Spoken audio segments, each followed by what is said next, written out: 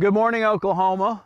This week on Cow-Calf Corner, we're going to address one of the classic age-old questions in the cattle business. What is the value of a good bull?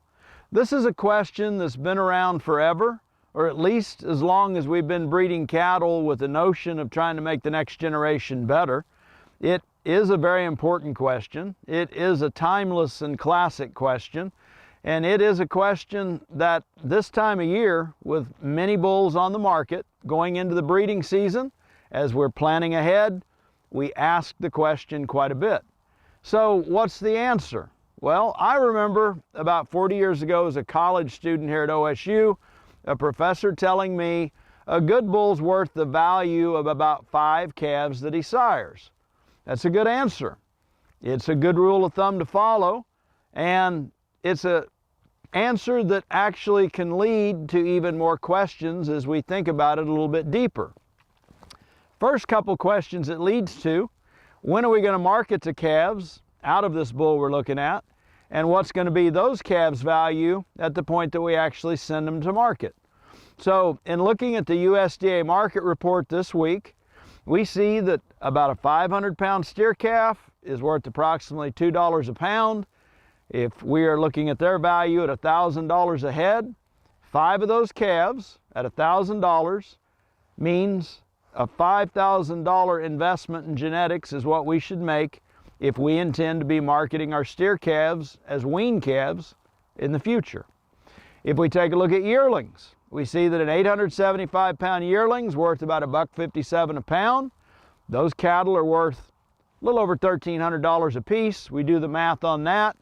5 of those means that a good bull should be worth close to $7,000 to us. This week's fed market, taking an average 920-pound carcass worth about $226 a hundredweight, gives those carcasses a value of well over $2,000 a piece. So if we intend to retain ownership of finished cattle and sell them on a carcass value basis, 5 of those calves work out to a value of about $10,500 or just shy of it. So if that's our marketing plan, that becomes the value of a good bull to us. So in the end, we see a pretty wide range. What's a good bull worth? Somewhere between $5,000 to a little over $10,000. The answer to that leads to a wide range because there's a lot of layers to that onion.